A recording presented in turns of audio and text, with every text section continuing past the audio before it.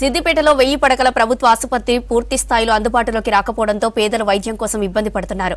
2023లో BRS సర్కార్ నిర్మించిన ఈ హాస్పిటల్లో మౌలిక వసతులు, వైద్యులు, సిబ్బంది లేక జిల్లా ప్రజలకు అవస్థలు తప్పడం లేదు. ఇక మరోవైపు నిర్మాణ పనులు కూడా ఇంకా పూర్తి కాలేదు. ప్రభుత్వం హాస్పిటల్లో పనులు పూర్తి చేసి అందుబాటులోకి తీసుకురావాలని డిమాండ్ చేస్తున్నారు పబ్లిక్.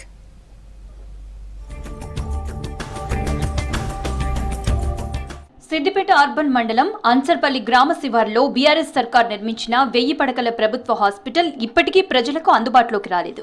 ప్రజలకు ఒకే చోట అన్ని రకాల వైద్య సేవలు లభించేలా ఈ భవనాన్ని నిర్మించారు. 2023 అక్టోబర్లో అప్పటి వైద్య ఆరోగ్య శాఖ మంత్రి హరీష్ రావు ఈ హాస్పిటల్ ని ప్రారంభించారు. మొదట గ్రౌండ్ ఫ్లోర్ లోని డెంటల్ విభాగాన్ని అందుబాటులోకి తెచ్చారు. ప్రస్తుతం డెంటల్ విభాగంలోనే వైద్య సేవలు అందిస్తున్నారు.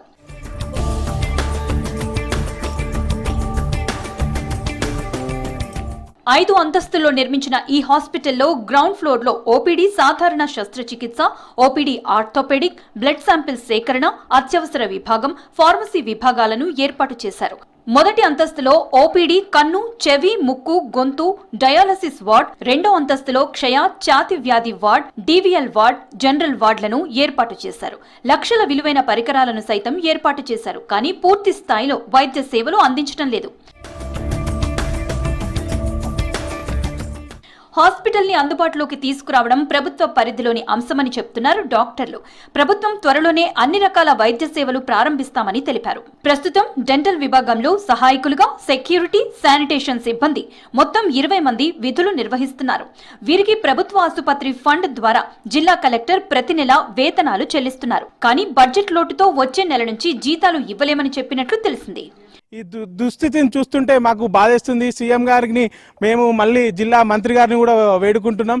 దయచేసి 25 కోట్లను వెంటనే శాంక్షన్ చేసి ఈ 1000 పడకల ఆసుపత్రిని పూర్తి చేసి ప్రజలకు సేవలు అందించే విధంగా చేయాలని మేము వారికి విజ్ఞప్తి చేస్తూ ప్రాధేయపడుతున్నాం. సిద్దిపేటకు సంబంధించినటువంటి బడ్జెట్ కేటాయిస్తే సిద్దిపేట 1000 పడకల హాస్పిటల్కి 10% నిధులు కేటాయిస్తే దీనికి సంబంధించి ఇక్కడ ఉన్నటువంటి సిరిసిల్ల కావచ్చు, ఇటుపోతే ఉస్నాబాద్ కావచ్చు, ఇటుపోతే గజ్వేల్ కావచ్చు, అందరికీ నియరెస్ట్గా ఉంటుంది.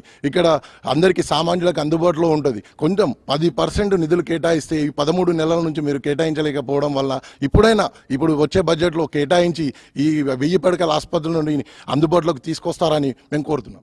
హాస్పిటల్లో అందుబాటులో ఉన్న డెంటల్ విభాగాన్ని కూడా మూసివేస్తారని అనుమానం వ్యక్తం చేస్తున్నారు స్థానికులు. నిధుల కొరతతో హాస్పిటల్ ని నడపలేని పరిస్థితి ఉందని చెప్తున్నారు వైద్యాధికారులు. బడ్జెట్ కేటాయించి 1000 పడకల హాస్పిటల్ ని అందుబాటులోకి తీసుకురావాలని జిల్లా వైద్య శాఖ ఉన్నతాధికారులకు వినతి పత్రాలు అందజేశారని తెలిపారు సిబ్బంది. ఒక హాస్పిటల్ ని వినియోగంలోకి తీసుకురాకుండా అన్ని వసతులతో కార్పొరేట్ స్థాయిలో వైద్యం అందించడానికి కూడా అన్ని వసతులతో సిద్ధమైనటువంటి ఈ యొక్క ఆసుపత్రిని ఉపయోగం లేకుండా అసలు దీన్ని వాళ్ళు సద్వినియోగం చేసుకున్న ఆలోచన వాళ్ళకు ఉందా లేదా అనేది కూడా రాష్ట్ర ప్రభుత్వం తెలియాలి. వెంటనే ఈ హాస్పిటల్లో ఉన్నటువంటి మిగిలిపోయిన పనులన్నింటినీ కూడా పూర్తి చేయడానికి బడ్జెట్ ఖచ్చితంగా కేటాయించాలి రాష్ట్ర ప్రభుత్వం. వెంటనే పక్కన ఉన్నటువంటి మెడికల్ కళాశాల యొక్క విద్యార్థులకు ఉపయోగపడే విధంగా అతి త్వరలో ఈ హాస్పిటల్ పనులన్నీ కూడా వెంటనే పూర్తి చేసి దీన్ని ఇక్కడ ఉన్నటువంటి ప్రజలకు అన్ని విధాలుగా అందుబాటులోకి తీసుకురావాలని ఈ యొక్క రాష్ట్ర ప్రభుత్వాన్ని డిమాండ్ చేస్తాం. స్థానిక ప్రభుత్వ ఆసుపత్రిలో వైద్యం అందక ఇబ్బంది పడుతున్నారు సిద్దిపేట వాసులు. దూర ప్రాంతాలకు వెళ్లి వైద్యం చేయించుకోవాలంటే ఆర్థికంగా భారంగా మారిందన్నారు. ప్రభుత్వం చొరవ తీసుకుని డెంటల్ విభాగాన్ని మూసివేయకుండా చూడాలని, అన్ని రకాల వైద్య సేవలు అందుబాటులోకి తీసుకురావాలని కోరుతున్నారు.